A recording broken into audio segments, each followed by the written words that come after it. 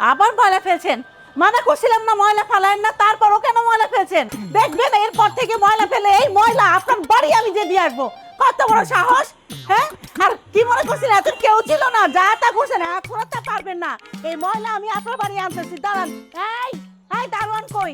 আমি এখনই পাঠাইতেছি। দেশ জুড়ে আবারও বাড়লো তরমুজের দাম। সাধারণ মানুষের ক্রয় ক্ষমতার বাইরে চলে যাচ্ছে এই তরমুজ।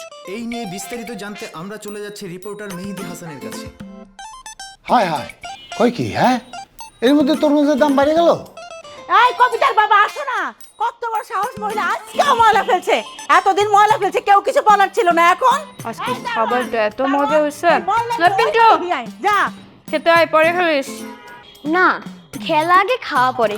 দেখছেন স্যার, এরা নাকি আপনাদের সান্ত্বনা দিতে আসে। এক একজনের অবস্থা দেখছেন আপনি। ওটা নিয়ে তোমার চিন্তা করতে হবে, আমি দেখতেছি।